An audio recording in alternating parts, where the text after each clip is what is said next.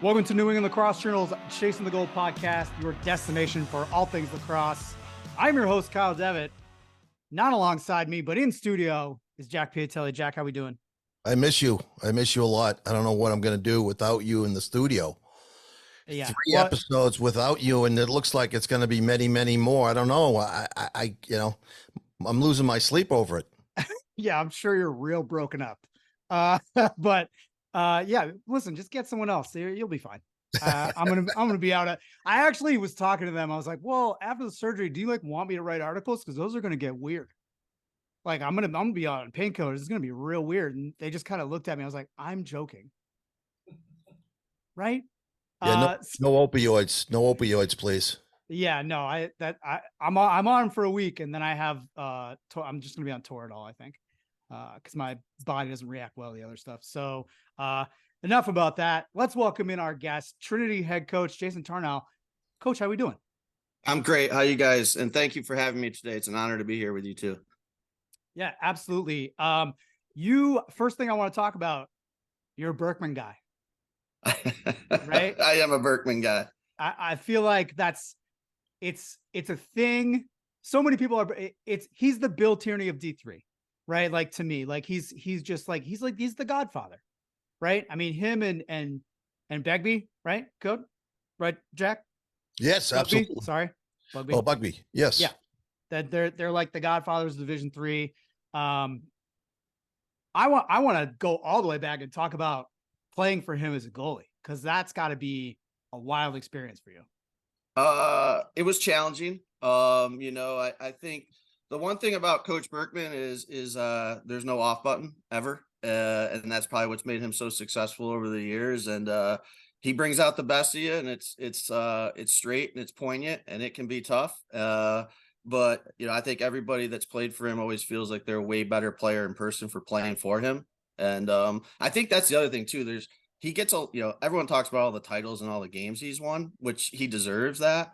I wish there was more talk about the lives he's changed, and the success of a lot of the players that have come through there. And I say this as a proud alum, it's not like Salisbury is a Harvard, yet there's guys that come out of there with fantastic jobs that are super successful in life, and just great mentors to others, and great husbands and fathers. And so I wish more would get talked about what Jim's done for people more than the wins, but he deserves all the talk about the wins, obviously.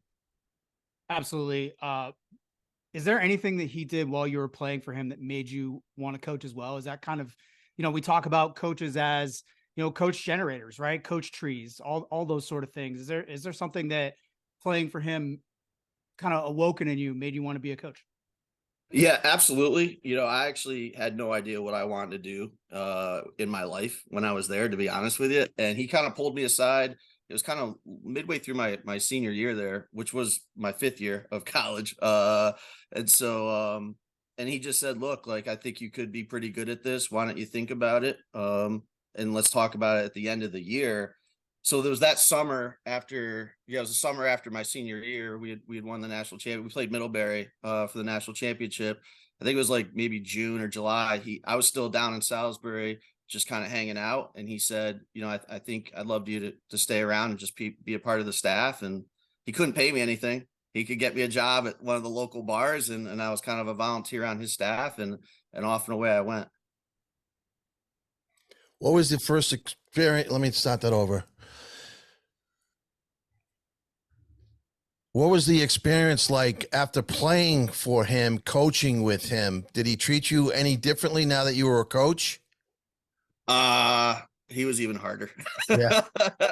He was even harder. The one thing about Jim is he'll never ask anybody to do something he wouldn't do himself. And that man works 24/7. So that's probably one of the things I've always taken away, even as a player. He never asked us to do things that he wouldn't do himself. And I think that's one reason he's been so successful, is guys know he's asking so much of them, but they see how much he's working at it. I mean, this is a man that drove himself to the hospital when he had a heart attack. Crazy. That. I mean, yeah. It's just, and so that's when people say they're all in, Jim Berkman's all in. And as a coach, he demanded a lot out of me, and I appreciate that he did. Coach, you grew up in Maryland, and as you said, you actually played at Michigan State first, correct? Yeah, I actually grew up in upstate. That's why I'm repping the hat. Oh, okay. Yeah, I'm an upstate guy. So I grew up in Syracuse. But yeah, I did go to Michigan State and played 2.5 years there basically. They made the decision to drop Division I lacrosse in February of '97, if I'm getting my dates right. Just like UNH. Yeah. UNH did it that year too. Yeah, and so we decided as players, the school wanted us to play that final season, like those last few months, and we just met as a staff. Coach Kimball, who is the head coach, says, hey, if you guys want to play, I'll coach you. If you want to leave, I'll back you on that too. So we took a team vote, and it was pretty. I don't know if anybody voted yes. Like, we decided to shut that season down as players. And then it just became a couple guys transferred to Syracuse right away. Kevin Sheedy and Chris Clark went to play there. The rest of us kind of sat out the rest of that spring at Michigan State, just finding homes for the next year. It was pretty wild. It was like a weird, that's before the transfer portal, right? So It was like this weird like time of like Coach Kimball would be like calling your house, being like, you gotta get, and no one had cell phones back then. So like he'd be calling your house and like, hey, you got to come to the office. Like, this staff wants to talk to you, or this staff wants to talk to you. It was like this fire sale of like players for like the next 3 or 4 months. That was just odd. It was like a really odd time for a lot of us. So, but yeah, it's interesting you talk about UNH, because like, I think my sophomore year we played at UNH, and we played St. John's, Boston College, or the teams that were there were Michigan State, St. John's, Boston College, and UNH. And with like 4 or 5 years later, nobody had a team for a while till St. John's had brought it back. So we all kind of joked that it was almost like a celebrity death match of programs. Like, we all played, and then like 4 years later, no one was playing lacrosse at some of those schools, which is a shame. Yeah, I remember it because I was graduating high school, and I was a UNH kid. Like, I was like ready to go. And I mean, I wasn't really recruited or anything, but I was like, I'm going to walk on. I'm going to go play at UNH. It's going to save my family a ton of money. And then they cut the program. I was like, no, I'm going to play college lacrosse. And then I PG'd. Like, it was just one of those things. And it's funny, like, people in New Hampshire, I always bring up, like, why do you hate UNH? I'm like, this is why. I hate them. Like, they cut this program. Like, it was going to be like, a tradition. We're going to start that in the family. It was going to be like a big thing. But yeah, it's one of those things. Like, it's no disrespect to the club programs at all. It's just like, it's more being upset at the university for not backing you up, or like not thinking you're worth it. Like, it's a hard thing. They cut baseball. UNH cut baseball as well. And there's a really big prospect from my high school going there for baseball, and it really like ruined it. He was like upset like for a long time. No, I get that. Like, I mean, I'm a big Michigan State fan now, but there probably was like a good 10 years before I got to that point to bring myself back to be able to appreciate being a one-time varsity athlete for the school, because I certainly was bitter at how it was handled. Just because too, and I didn't touch about this, like, there were rumors circulating like 3 or 4 months before that decision. And if they had done it, there was no good way to do it, but they should have just pulled the plug 3 or 4 months earlier. Not do what they did, which was get us into February, pull the plug, and then try to have us play out the season. Right. And back then there was different eligibility rules too. Like, if you played in the fall, you basically like, that happened to me. I lost a year because I played when I transferred, and it was like, what? And now it's not like that now. It's much better. But the NCAA is adjusting from their draconian ways. No doubt. But not speaking of draconian ways, but your coaching career is pretty interesting, right? You went to Butler, which I think also, sorry to keep bringing up dead programs, Butler no longer has a program either. It's pretty wild. How did that happen for you? Yeah, I mean, I joke all the time in the office with my staff that like I'm like a death sentence for Division I programs. So like both programs I was a part of no longer exist. Butler actually came about, and he probably doesn't even remember this, but I was working new top 150 or 205 back when it was at Loyola, way back in the day. And Andy Shea, I think may have been at UMass or Delaware, very early in his career. And I was Probably at back Delhi. then, we used to do those big recruiting nights, right? The college nights, and coaches are at tables. And he was like, look, like Butler's looking for a full-time assistant. And I kind of loosely knew John Hind, who was the original coach to Butler, who's now the athletic director at Hamilton College. I reached out to John. He put me in touch with Craig Cahoon, who was the head coach. And I went out, interviewed, and took the job and was there a year. And I kind of saw the writing on the wall there too, though, a little bit from my Michigan State experience of just like, where are we going as a program here? You know, like at that time, I think we may have had 4.5, maybe 5 scholarships at the most. And right at that time, you started to see some programs really start to go all in. Like Jamie Moreau was at Denver, Bresci had come into Ohio State. And so you start to see these like the bigger schools making the big investment, and you could kind of just see us sitting there. And so I wasn't shocked after I left there that I think it was maybe 4 or 5 years that they were done too. You could just see, you know, they were a mid-major school trying to compete with, I mean, it was, we would always joke, like if a kid had visited Ohio State, they'd see the Woody Hayes Center, right? The big indoor football building. And then you come to Butler and here's our indoor facility. It's 3 tennis courts with a bubble over it, you know? So it was hard to compete but they did a good job early on with that program for sure.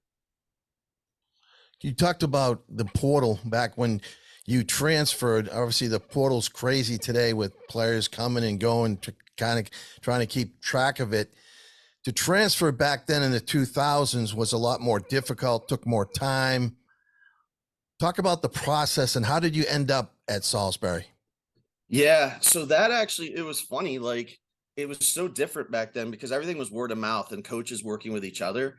So I ended up at Salisbury because of one of the assistant coaches at Michigan State was this guy Bobby O'Connor, who had played at Gettysburg, and Bobby wanted me to go to Gettysburg. And I just want, I'm a public school guy, which I laugh about now that I'm in the NESCAC, which is, you know, a different world compared to Michigan State and Salisbury. But I just was not having the Gettysburg situation. And so Bobby just knew Coach Berkman and called him and said, we have a pretty good goalie up here who wants a home and needs a home. And I actually really wanted to go back home to Cortland. That's where my family had played. And I had a couple uncles that were really successful there. One had won a national championship there in 75. So I was all in on going to Cortland. The head coach at the time didn't think I was good enough. It is what it is. And so Bobby put me in touch with Jim Berkman, and that's how I ended up down there. Going back through your coaching career, you also went to the College of Worcester, which Yep. I actually am fairly familiar with. I think I was recruited by them. They're aggressive. Kyle, I remember them being aggressive. Kyle, can I interrupt? Was there a school that didn't recruit you? Yeah, all the good ones. Oh, okay. But he made, actually, the reason I bring it up is because you made Worcester into like a real program. Like it was one of the, this is kind of your nom de guerre here. You're a guy that builds programs from almost irrelevance into programs that are competing at a higher level. You did it again with Baldwin-Wallace. You were the first coach there. What draws you to that kind of like job? What brings you to that, do you think? Is that something you've thought about? I've actually it's funny, I've actually had some recruits' parents ask me that recently, which was great. Just because it's a little bit less of a standard parent question. So it's actually you know, I don't know, to simplify it, I guess the challenge, but you know, I don't know. Like I shared this with a recruit the other day, actually. Like I think going to Salisbury, and I don't regret any decision about that, but that was really easy, right? Like I was going in, they were really good in 94, 95. We won again in 99. And certainly they've been on a tear all these years since. So going there, and you're just a part of the machine. That's easy. What was hard was going out to Michigan State when we were like a kind of fledgling. I think the class before me, or maybe 2 classes before me, may have been the first scholarship classes at Michigan State. So we were just starting to be able to really compete versus some really good Division I teams. I kind of really reveled in that process of walking into Michigan State and saying, all right, like let's prove some people wrong. And let's, a lot of us were maybe under recruited or felt like we were under recruited. And so for that opportunity to make a difference and to build, I guess that's just kind of translated into my coaching career of just like feeling like there's something at a program that can be better than where it's at. And let's try to get it there. And I think, you've done that. You've kind of done that at Trinity as well. You've improved the win record, 6-8 in 2022 and 500 last year. Had some, pretty big wins. I think, when you guys beat like Bates in 2022, I think people were like, oh, that's like a big thing. Like that was that everyone was touting them as one of the better teams in the NESCAC that year. People forget. Yeah, so year 2 here, when I interviewed here, the administration was like, look, it's going to take you 4 years just to win. I guess I didn't know, like, I mean, I had an idea where the program was.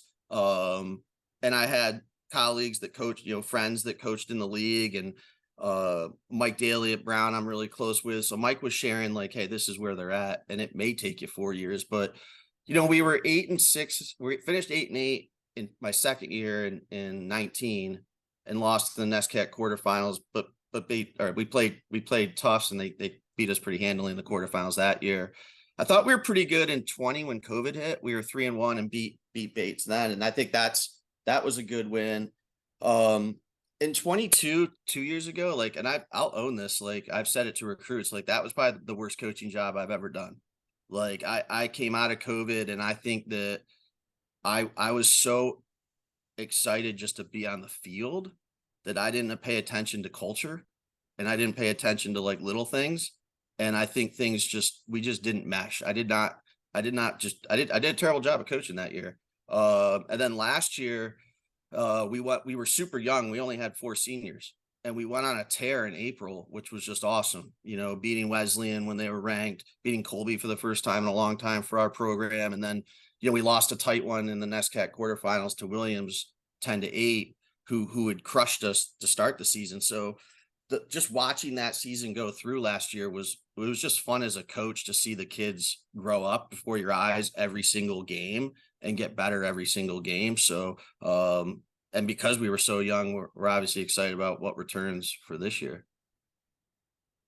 Heading into this year, having the success you had last year, what will be the main factor for competing in the NESCAC?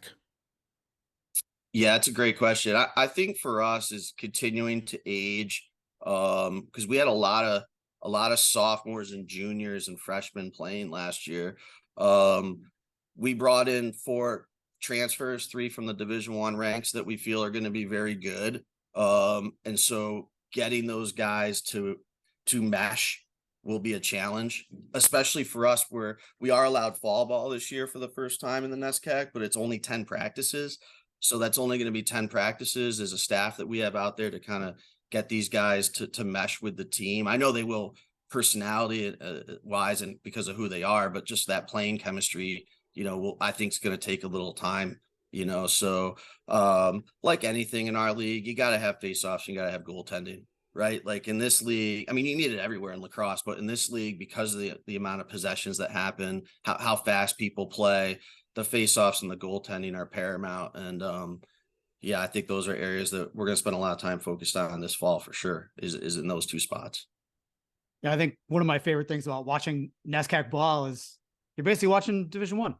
I mean, yeah, people just like, there's kids that are like 6'4", 220, and they're just going downhill every time they get the ball, and they're firing shots. I mean, and the teams play, so like you just mentioned, the teams play fast. So you have to have goaltenders that are ready. You have to get your possessions up, or you're just not going to have a chance against a lot of people just because of how they play. How have you tried to develop your team style to fit in and kind of play against that? Like, are you playing kind of the anti-speed, or are you leaning into it more now? We're leaning into it a little bit more. Our first couple of years, we didn't have the talent to go, if we wanted to get into that track meet with Tufts our first couple of years, that though I get, actually our first year we almost beat Tufts, but I think they they were playing Cortland the next day, and I think they were looking at that game a little bit more than ours. We've leaned into it every year I've been here. When we first got here, this coaching staff was like, let's hold the ball. This is before shot clock, right? And like, we're going to be smart and we're going to try to, 3 yards in a cloud of dust, to use a football analogy, right? Like, it was like slow, slow, slow. I think as our recruiting and we've been able to get some more wins and then like get better recruits every year we've been here, we can start playing a little bit faster and try to play that tempo. I still think we reside a little bit more in the camp of like, we're going to play fast half field, but we're not going to play fast fully through the field. And so like we push transition in half field situations and loose balls and things like that. But and it's also opponent based. I think there's teams we can play faster than we'd like to, and maybe we're okay with that. And I think there's teams that we know still, hey, if we get in a track meet with them, that may be a tough day for us. So let's not fully try to get into that track meet. So I could tell you when we play Tufts, we're going to be running that Salisbury game plan that they ran in the championship game, because that was pretty effective. And they made that a half field game. They really did. Yeah, it's definitely one of the things that, when that happened, my phone just exploded. Right. And I'm just like, cause I don't, the Baltimore people, man, I love some of you, but some of you are out of control. You just need to relax. You need to relax. Well, I actually had spoke to Berkman and his staff on Monday of that week, and he was like, hey, like, this is what we're thinking. And I was like, man, that if you can do that, that's going to be cool. That's going to be good. He had some ability to do it because of the personnel he had, but he felt really confident on Monday of that week, at least to me, talking to him. I mean, I guess if you've won that many titles, you're always confident, but he was really, I've known that man a long time. And he on Monday, he was of that week. He was like, I think we got this. If our kids do this, I think we've got this. And they executed to perfection that first half and really put Tufts in a spot where Tufts hadn't been all year, right? Like being down like that. So kudos to what they did as a staff there. Yeah. I mean, they lure you into playing their style, because guess what? That's like, it's fun. If you're like, let's go punch for punch, you will lose. But I do think there's something to be said for it when you're a coach and you see something, you're like, okay, they do this. If I can stop them from doing this every time, what are they going to do? That's kind of the big thing that I saw watching the game. I was just like, oh, they're not letting that happen. They're not letting anyone get over the half line without a guy in their face. Because people were just like, how'd this happen? Because everyone up here is just like Tufts by 20. And I'm like, we'll see. Like, watch the game, man. Like, I wasn't in the camp. I thought they would win, but I didn't think it would be like that. And, Salisbury's game plan was perfect, really. Yeah. I mean, I talked to Casey Donofo like maybe a few weeks after that game. And we were at one of the Lax Masters event. And I hadn't, Casey and I have known each other for probably 15, 16 years now. And I just walked up to him like, hey man, great season. You got Berkman, you know what I mean? Like you ran into the GOAT and, and he had an answer for it. And he goes, yeah, that's exactly what happened. So, great experience for both teams. And I'm sure they'll both be back this year in some capacity. We call the recruiting process Wild Wild West, and there's more competition for everybody. There's more players getting recruited. You're at Trinity. Who do you compete against most for players? Is it just NESCAC, or is it outside NESCAC? Is it Division I schools? Yeah, it's kind of all over. I think for us, we try to be pretty smart about who we're targeting a little bit, in the sense of like, I think, well, I'll answer. I think we butt up a little bit against some of the Patriot leagues, like Holy Cross, Lafayette, a little bit Lehigh. Not so much the academies. That's a special type of kid and a special experience that kid's looking for. So we don't really bump up to the academies, but some of the Patriot leagues, some of the Ivy leagues, some of the other NESCACs, we find ourselves a little bit in the realm of recruiting a lot also versus Gettysburg, Franklin Marshall, St. Lawrence, Ithaca, Skidmore, some of those, Union. some of those schools a little bit. So I think that's, and I bet you for a lot of the NESCACs, they're in that same boat too. Is that's the teams that they're kind of the kids are looking at or having conversations with. Yeah, I think just looking at your roster, I mean, it's pretty diverse, but you got a lot of kids from New England on your team, and I think it naturally feeds into that, right? Like the Connecticut aspect of it. A lot of Mass kids check out Trinity. I know New Hampshire kids are looking at it all the time. They ask me NESCAC stuff, all my team and outside. How do you blend those cultures together? Because I think that's one of those things that, like, New York kids versus Mass kids is like a thing on every team. Yeah. What's it like for your team?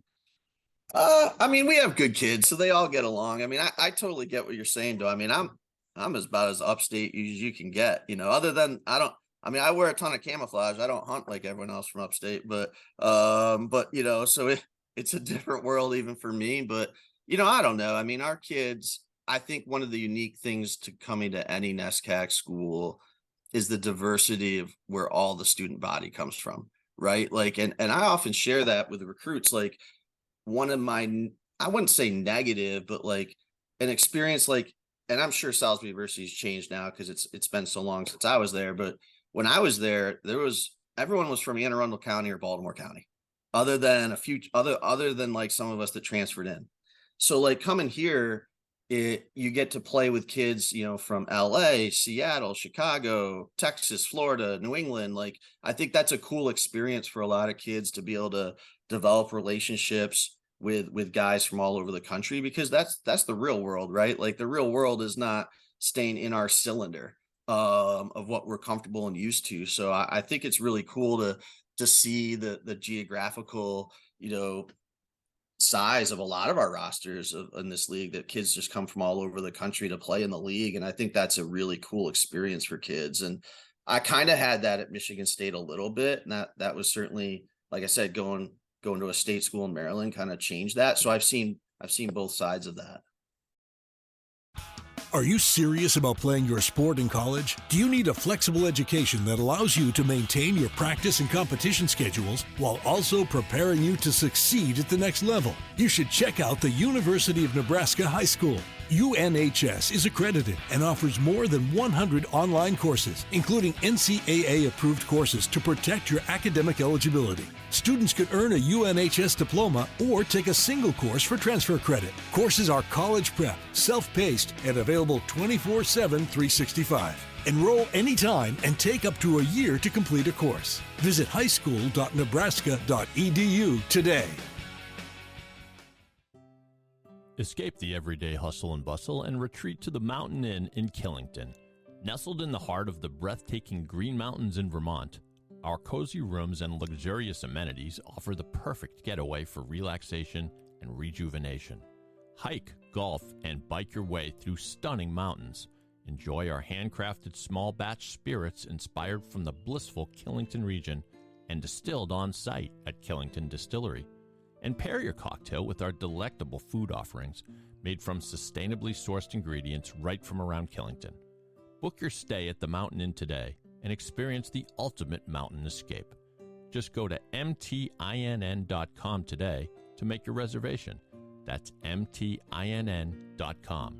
We look forward to seeing you. Assistant coaches are very important for your success on the field, off the field. Talk a little bit about your assistant coaches, Fiorito, and is it Heisler? Heisler, yeah. They're the best. I mean, our associate head coach, Scott Heisler, I mean, he's put up with me for so long. He played for me for 3 years at the College of Worcester.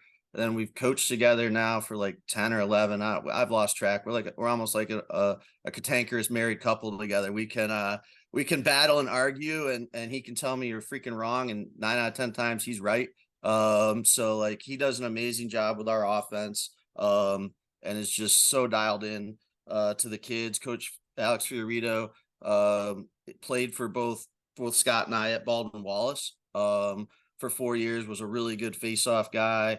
does a great job with our face-off unit and our defensemen. So it's unique. I think our staff's really unique in that, like, we all know each other from both of them playing for me, and then for Alex playing for Scott and myself at Baldwin-Wallace. And just really unique for me because, like, on a personal level, like, I've known these guys since, I don't know, 18, 19 years old when you started recruiting them, and so it's like I get to go to work with friends every day, and they're great coaches, and they'll be great head coaches.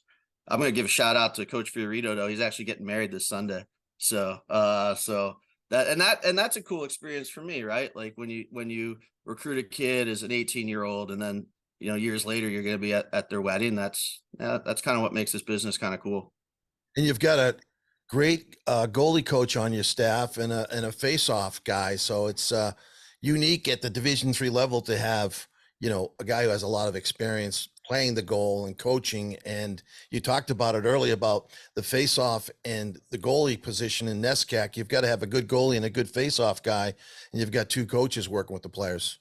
Yeah, I mean, I'm so happy about the face-offs because, like, that's an area I think too. Like, I mean, you can't even tell half the time what's going on down there as a coach, right? So, like, having somebody that's actually had their face in the mud, literally in that position, like, and can know how to teach. It's also not only teach it, but also the mental part of the game for those guys, right? Like, just like goalie, like when things maybe start sliding out away from guys, to be able to get them to come back centered and get out there for the next draw. I think that's like a huge help. It's just, I know as a former goalie, like having someone, and I never did, but like if I had somebody that I felt like I could relate to, and maybe not so much from the coaching schematics, but from the mental side. And I think that's what's been huge for our face-off guys, with having Alex here, is just like not only the skill, but just the mental approach to the position.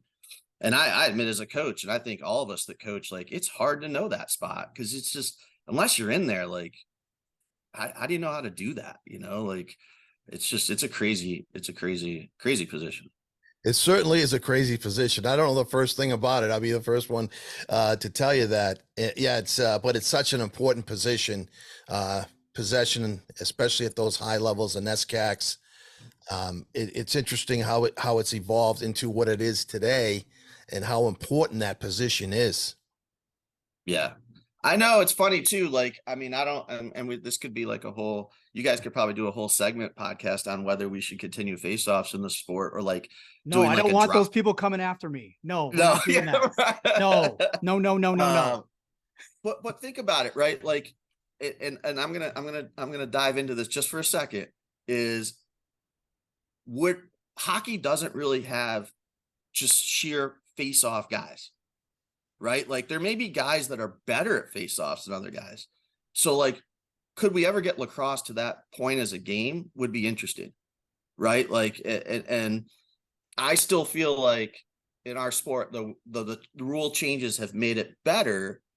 We're still having a guy that doesn't play a lot having a huge determining factor of a game. And I know there's coaches out there that make the kicker analogy, right? That, like, why is, like, were we making, so I don't know. I don't have the answers to that, but it's something I just casually think about. I mean, the PLL is kind of interesting, shown at times how important. I mean, a couple of guys have rolled out with no face-off guys on their roster this year, I believe, in the PLL.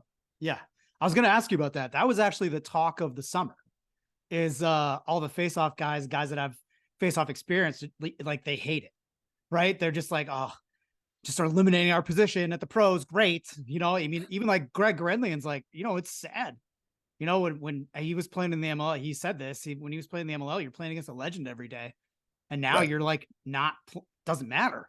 It's like, they're just throwing a guy out and trying to take it from you afterwards, which I think that's harder to do in college for sure. Cause you don't have that caliber, right, of guy. Right. Maybe you have one guy that can help you do that, but double polling, I've seen triple polling, like all this kind of thing to stop this thing.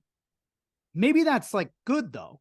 Maybe there's it's coming back around the circle, right? Is like, right, not playing anti-lacrosse or anti-face-off, but finding different ways to combat it when you can't win it. That's right. Kind of like, you have to have a back pocket plan against the top level faceoff guy, because now everyone's getting such high level training that if you run into a guy that's a top 1%er, you just won't get the ball. So you have to have a backup, right?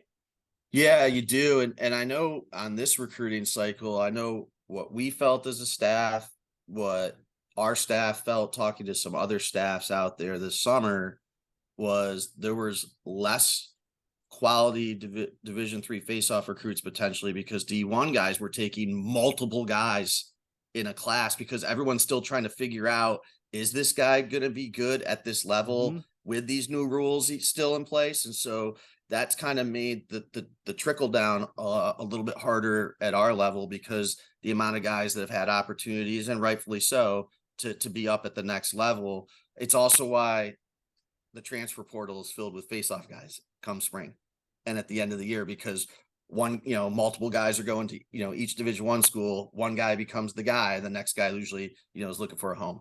Yeah. It's just like, I mean, you brought it up, but it's just like being a goalie. Like, there's only one goalie on the field. There's only one guy taking a faceoff, and then he's gone. At least the goalie stays in the whole time.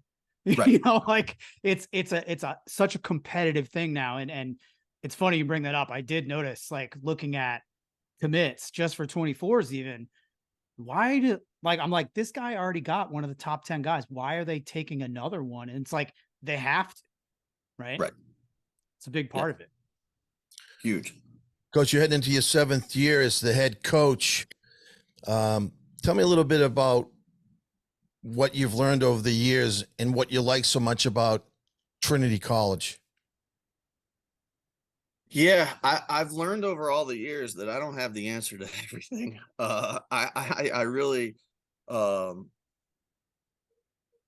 it's funny when you're young and you're like so anxious to become a head coach and you think you're ready, and then you really sit in the chair and you're like, oh crap, I'm not fully ready as I thought. And, I certainly don't feel that way anymore, but I still feel like it all the years of doing this. And I turned 48 in late in August here, that I'm still learning. And then, so as a coach, that is actually a positive thing. And it's growth is good for all of us. But I've also learned over the years, like, I coach differently now than I did in the past. And, I used to definitely be a yeller and a screamer. And have found a way now, I think, to harness that internally more than project that out. And I think that's something that's changed a lot for me. And I think it's probably changed a lot for some of us, right? Like, so and I think sorry to interrupt, but do you find that the players are more receptive to your approach now than before? I do. And that's not a statement on kids or anything. I just think, like, I think it's easy to listen to the tone more than the message. Right. So if you can actually, this is just my thought, what I've learned about myself. Like, if I'm just better about the tone with the same message, it seems to stick quicker. Right. Like, yeah. And so it's just something I've been really conscious, really the last like 8 years of, like, being a better also communicator 24/7 with the players on the team, the best that you can, and I think that's probably one of the biggest challenges or changes for me, is like, kids now have the ability to get information whenever they want, right? Computers, phones, like, I didn't have that. And so, like, I'm trying to really be really, really good about constant, not over the top, but more constant communication with our players, because I think that's what a lot of kids now are just used to, because of the ability to have information come quicker. And so that's something I've tried to make changes on for myself. What I love about Trinity, we have athletic tradition here. I love that. I love the kids that we get here institutionally. I love Hartford. Hartford kind of, I think Hartford gets kind of a little bit of a black eye in New England, but being an upstate guy and a Syracuse guy, like, I'm kind of used to, like, that Rust Belt kind of, blue collar city, that, could maybe use some love. And, I really like that us here as an institution have embraced Hartford, like as a college, like Trinity has embraced Hartford, and I really appreciate that. And that's something that has really hit home for me over the time that I've been here. It's like New England's Philly. Yeah, no I was doubt. gonna say Buffalo to go upstate for you, but I changed it to Philly at the last second because that's kind of how I feel about. I mean, listen, it might be Connecticut's Worcester. You know, that's probably a better analogy. Yeah. I don't know, Jack. What do you think? I agree with you. Yeah. Yes. That was a first for everything. Capital of insurance. Yeah. It is. I actually Hartford's not bad. I've seen some cool stuff in Hartford. I've gone to some shows I watched some like the art part of Hartford is actually really cool. Like there's a lot of different parts of that. There really is, and there's actually a lot to Hartford.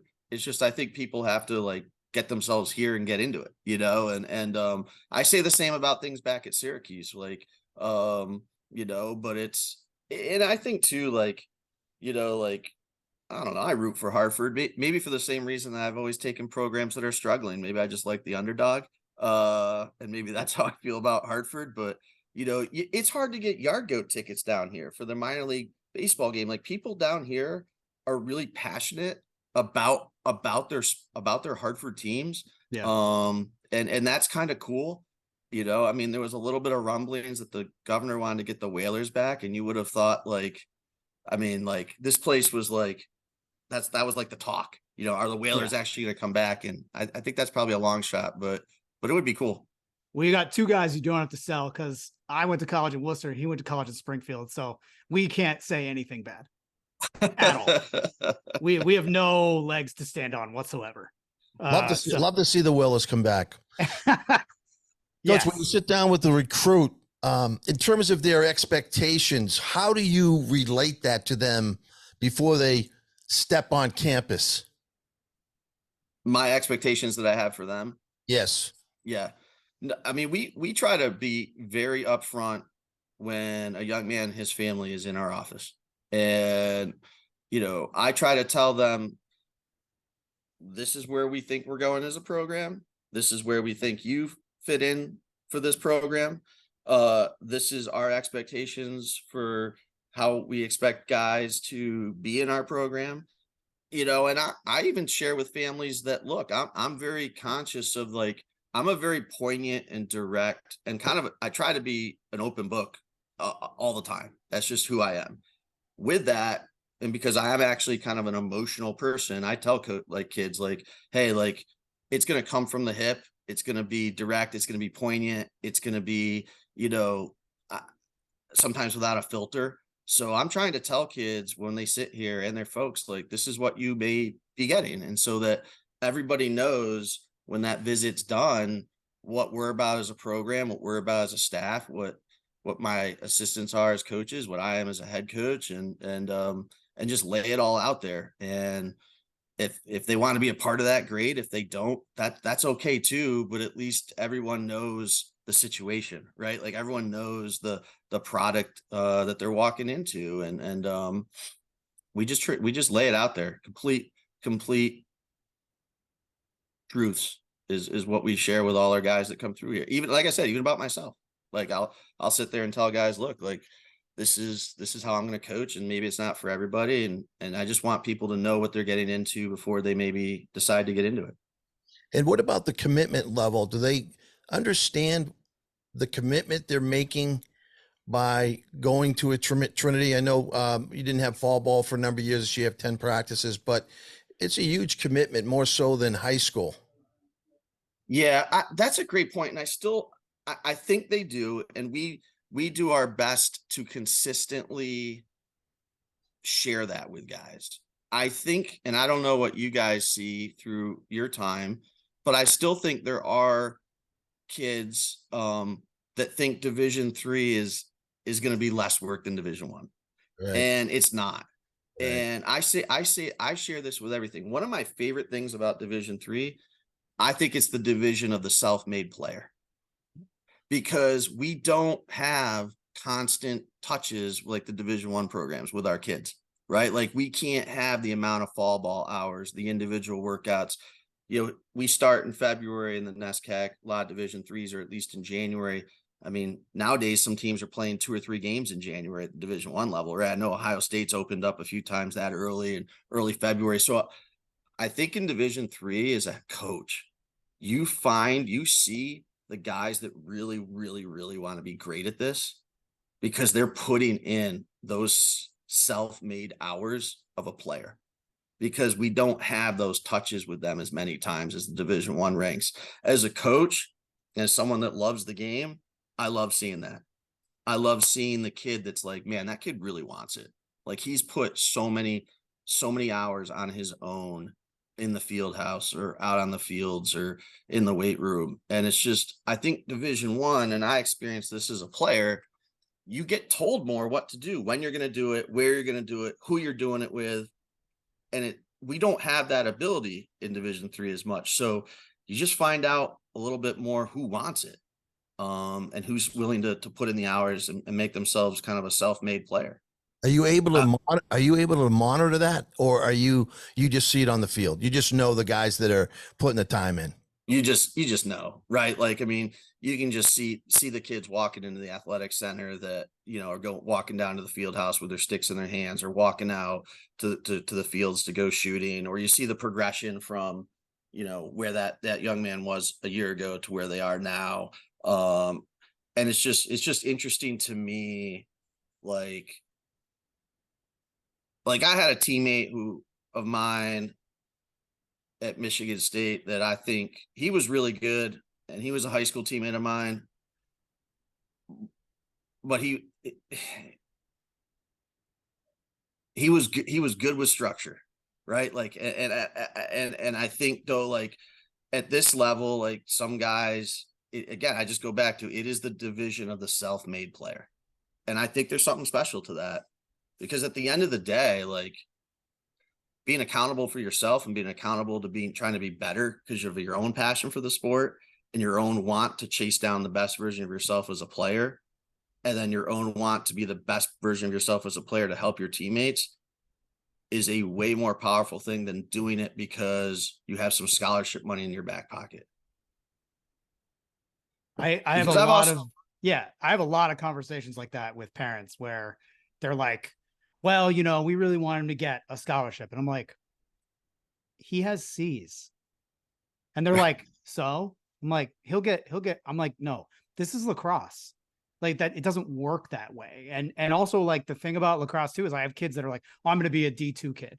I'm like, why do you want to be a D2 kid? Why don't you want to be a D3 kid and get a great education somewhere as well? Like why close the door on all these things? And to them, it's almost like a status thing. And, you know, what's interesting is you coach at a very status high place because it's a NESCAC, right? Like that's a thing that kids are like, oh, I want to do that, right? Like that's a thing, like you're part of the goal, but it's interesting that you say the things that you're looking for are people that want to go past that and want to develop into a different version of who they are when they first step foot on campus or after their senior year or whatever. I think that's like, it's a huge lesson for people to actually listen to. I know like sometimes we talk on this podcast, we hammer home these messages and we just like slam it into people's faces. Like, stop thinking like this.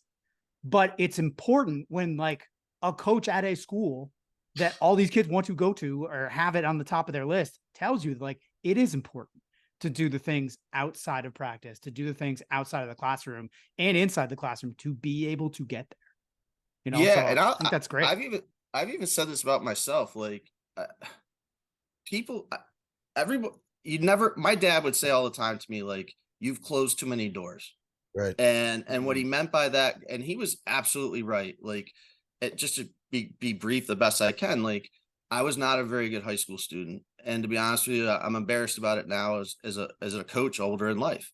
And there was a lot of colleges that I didn't have the academics for.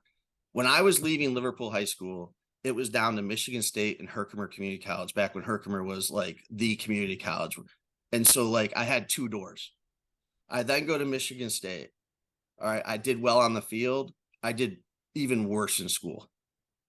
And when I was leaving Michigan State, there were very few schools that wanted to touch me because of my grades and some other issues. And so I closed a lot of doors.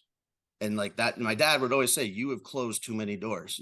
And so I'm very thankful to Coach Kimball at Michigan State and Coach Berkman for leaving those doors open for me. But just from my own hard lessons, I always try to tell people, like, you've got to keep the Division I, Division II, Division III, all those doors open. And the only way to do that is through your play, through school, through who you are as a person and what you represent. And like, the more doors that are open to us as people, the more pathways are just easier and life is easier. Right. Like, yeah. And I'm living proof of when that you can get some good second chances, but you also don't want to be limited to just a few doorways in life, because that things then definitely become more of a challenge for sure. Coach, I have one more question for you in terms of the academic philosophy, rigorous classroom time and study time. Players have to be good with their time management.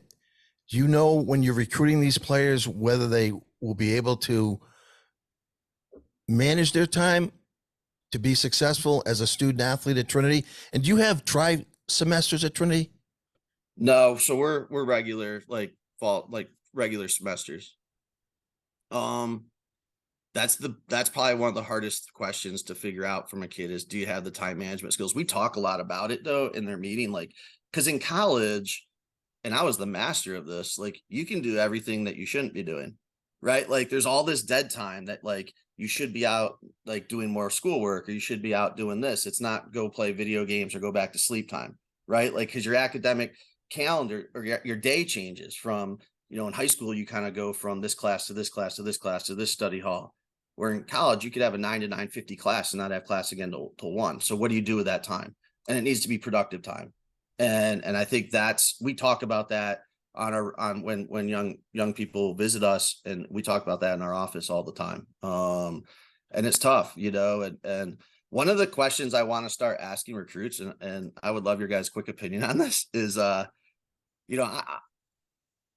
would love to start hunting down the non-traditional coach if that young man plays football or ice hockey, but they're more a lacrosse kid, and ask, what are they like in that sport? Like, what are they like in that as a leader, as a player, and their time management? Because, I think that says a lot about kids, is how they conduct themselves in the sport that isn't their main sport. I couldn't agree more. I think we've talked about this, and I was a 3-sport athlete, football, hockey, and lacrosse. I think, as a lacrosse player, they're the best player on the field, right? And you might be the, backup quarterback on the football team. Now you're playing a different role, and you have a better perception of, when you're the top guy, how do you treat the guy behind you? Right. And how do you play that position, whether if you're not playing or you are playing? And I think it teaches you so many life lessons that, one, you can't be best at everything. And if you're not best at something, someone else is. You got to respect him for who he is, and then understand what your role is. Yeah. My perspective on this is pretty skewed. I coached at a really small school in New Hampshire, but, we are the champions. So, one of the really interesting aspects this year, this team that won, we had a kid who was a football kid, and he's talking about, I didn't know anything about the football team. That the school's so small as to combine with another school to have a football team, right? So they're combined with Hillsborough Deering to make a team at Hopkinton. And one of the kids is like, "Oh, I'm going to St. Lawrence for football." And I'm like, "Oh, kid's the franchise. Can't wait to coach this kid." And he's playing. I'm like, "This kid's a football kid. He doesn't move kind of like a football guy." I was like, "What?" And then I look at one of the kids next to me, one of the upper class. I'm like, "What position does he play in football?" And the kid goes, "He's a kicker." And I was like, "Oh." He still like could play. Like, we still used him, and we used him in different ways, but his playing time would go down because he would, first he was an O-mid, then he was a D-mid, and then he was the backup D-mid. But he still helped us because he pushed kids all the time. Like, he still played, you can say, even though he was a kicker, I don't like to look at it that way, he still had a football mentality of like, we have to get this right. Right. And that actually like really helped us in like a weird esoteric way of like, why is this guy yelling at us? And I would say that, like, he yelled at them once in a drill, and one of the kids talked back to him. I was like, don't talk back to him. He's right. Doesn't matter where it's coming from. He's saying the right thing. So I think that the culture of different sports and how it impacts players is super important when you're building a team and building your culture. And playing time, I think, is less important when you're in it, right? Like, the lessons that you learn from those kids playing the other sports and their roles on those teams, like, the kid was so good at kicking, he's going to a Liberty League school. Like, that's not a joke. Like, that's a real thing. I'm super proud of him for that. Do you know what I mean? And I'm super proud of what he did for the team as a lacrosse player as well. But that really taught me a lot of, you can't overestimate, then underestimate. You have to, like, give them an even playing field to prove themselves, if not on the field, like, as a leader. And a lot of kids get that from different sports that aren't that in lacrosse. I think that's awesome. And that's why I hate when kids just give up sports to play other sports. Coach, if I'm in your shoes, and I would recruit, if you could, multi-sport athletes. And if he's the backup quarterback on his high school team, does he have the same compete level and attitude as he does as the star attackman on the lacrosse team? I think that's a great sign of a player who's going to be a good teammate, regardless if he's on the field or not on the field. Spot on. Yeah. So I think it's a great question. You should definitely start asking it to recruits. I'm going to. Awesome. I'm gonna give you guys the credit for it too. Oh, okay. We love that. We love having a little credit. That's all Kyle needs is more credit. It's true. It's true. Well, that's going to do it for us for this episode. Coach, thanks so much for coming on. You surprised me, man. I'm not gonna lie to you. You surprised me. I thought it would be a little more, I don't know. I do hear things about coaches. I thought you'd be a little more confrontational or aggressive, and you were very open, and that's awesome. I love to hear that. Like, that's great. You know, sometimes you hear things and they're not right. So look, I will own the fact that sometimes I have the demeanor of an outdoor dog. But once in a while I could be civilized and let inside once in a while. But I really appreciate you guys having me on here. It's been educational for me and great to just chat with you guys. And I can't thank you guys enough for the opportunity.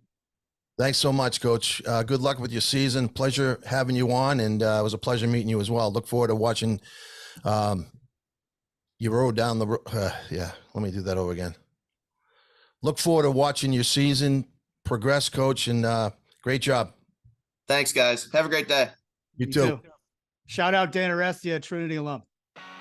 Thanks again for listening to New England Lacrosse Journal's Chasing the Goal podcast. For Jack Piatelli, I'm Kyle Devitt. We'll see you next time.